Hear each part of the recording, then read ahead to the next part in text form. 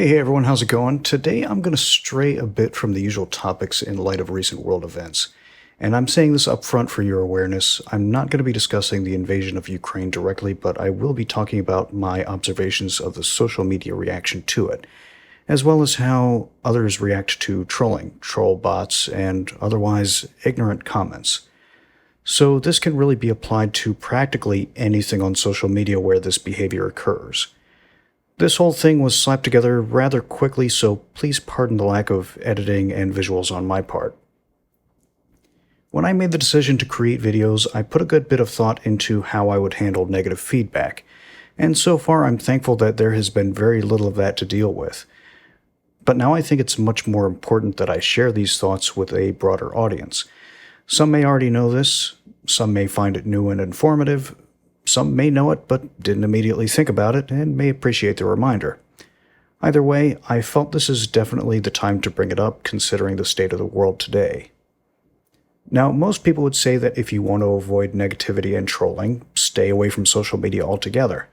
That is partly true, but at the same time, social media is essential for many people to find solidarity in the world, not to mention being a fast and personalized method for getting news outside of the mainstream networks.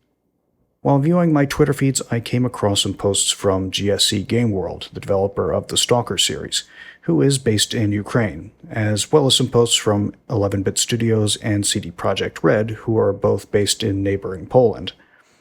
11-Bit Studios announced that for the next week, any profits from the sale of This War of Mine would be donated to the Ukrainian Red Cross.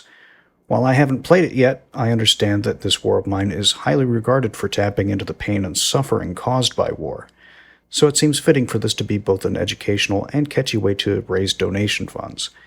And sadly, the topmost comment for that day was someone's attempt to shame them for the fundraiser, as this person accused 11-Bit Studios of using a war to promote their game. And as expected, the internet went wild on this comment. And while many were thinking, I'm going to educate this troll, well, for a time, that troll was winning. And while many of these game studios were attempting to raise awareness, I found much of the same behavior in the comments to their posts. Negative comments, when met with extreme disagreement, remained the top above more positive and useful comments. And this is one of the reasons why it's so important to understand the reasoning behind all of this, from the mentality behind negative people to the ways that social media platforms determine what's hot and what's not. Let's first dig into the mindset of a troll. A rational person who makes a statement that is incorrect or unpopular, whether negative or not, will usually feel bad about it when met with confrontation.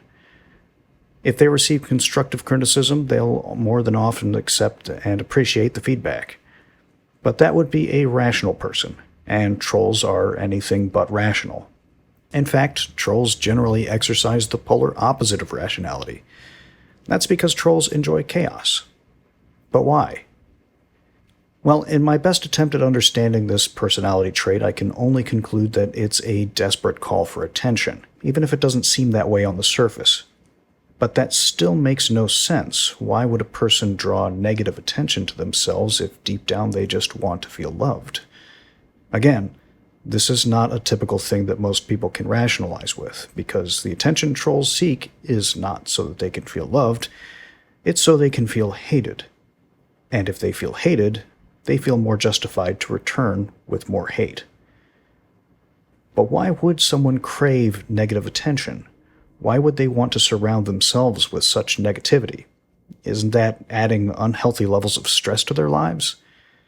The sad fact is, getting negative attention is just easier. Even positive people have a tendency to be more vocal when it comes to expressing a complaint as opposed to a praise. We talk about the movies we like and sometimes disagree. But even more people agree that this other movie was terrible. And this is what trolls count on.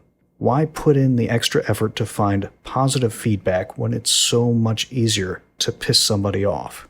It's not healthy. And these are not healthy individuals. And then you have troll bots, autonomous systems that seek specific keywords and profiles and generally post some kind of nonsense to gain negative reaction, or even gain interest in whatever nonsense they're spilling. These bots generally use fake or hacked user accounts and frequently appear during election times as an effort to get people riled up for the purpose of sabotage. Those who are unaware that these are not actual people often find themselves in a heated argument with what is basically a tape recorder. As silly as it sounds, it remains effective. Every popular social media platform, YouTube included, uses responses to determine what kind of comments to keep on top. You may think that pressing thumbs down would cause that video to be recommended less, but that's not the case. Any reaction at all will tell the platform that this is a hot topic and that it needs to be closer to the top where everyone can see it. And this is the same reason why the negative comments that received a ton of angry replies remained above all of the more positive comments. It's a natural response for anyone to want to correct a person for being wrong. We want to defend our opinions and facts alike, so when someone expresses something that we don't agree with, it tends to be difficult for us to hold back. But it's important that we always bear in mind the rule of don't feed the trolls, for two major reasons. First reason being, no matter how hard you try to argue against them, you're still giving them exactly what they want, a response. The second reason to avoid responding to trolls is that you gain nothing from it. You have to keep in mind that not only does this person enjoy being negative, but their ultimate goal is to make you negative. The best way to not fall into their trap is to avoid it. So this is just my encouragement to all the rational people out there. If someone is wrong about something, let them be corrected with constructive feedback. That person doesn't need to be berated or scolded by the whole of the internet. If you spot someone who is clearly trolling, just avoid responding altogether. Don't give them the satisfaction of your reaction.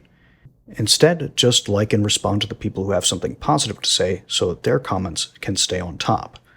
And even if you see other negative people responding in agreement with a negative thread, remember that they want you to retaliate. They thrive on conflict. Don't give them what they want. No matter how angry it makes you, just keep in mind that any attention they get just fuels their fire. There is a war going on, a very real and serious war. This is not an easy thing for people to handle, even if you're not directly involved. We're all connected in a way now where such impacting events can make strong waves across the globe. We should be connected, and we should help each other when we can. We all react and learn from each other. And it's these connections that enable us to do our best for humanity as a whole. My goal here isn't to go on a rant about morality or to invoke any sort of deep political discussion. This is more about being aware of how we react to negativity, and to dig into the mentality of people who enjoy spreading negativity. The more we decrease attention to these people, the more attention we can give where it's needed. I believe 11-Bit Studios is doing a good thing by raising funds for the Red Cross of Ukraine. There was some sincere concern from people wanting to know how sale prices would affect the donation proceeds, and that's understandable. The purpose of a fundraiser is to entice people into giving to a charity when they may otherwise not think to do so. If lowering the price to 1/4 draws in 10 times as many people, the profit is still greater. But if you want to maximize how much of your money goes to the Red Cross, these are the options. You could buy the game on Epic for full price, $19.99 US. DLC is separate and also goes to the Red Cross donations. Or you can get the game on sale on Steam for 75% off, or from Good Old Games for 80% off. Good Old Games is even donating their cut of the sales to the same cause. Or, if you don't want the game, you always have the option to donate directly for as much as you want. You can even do both. It's your choice. In times like this, we see enough hardship, and it can be crushing when we encounter selfish people who aim to make life miserable for everyone else. It can seem overwhelming, especially since negative people tend to be very, very loud. Most of all, though, I just want to tell everyone, please, be good to each other, to your neighbors near and far. Promote positive and helpful discussions, even if that just means clicking a thumbs up. It'll help more than you may realize. Thanks, everybody, and have a good night.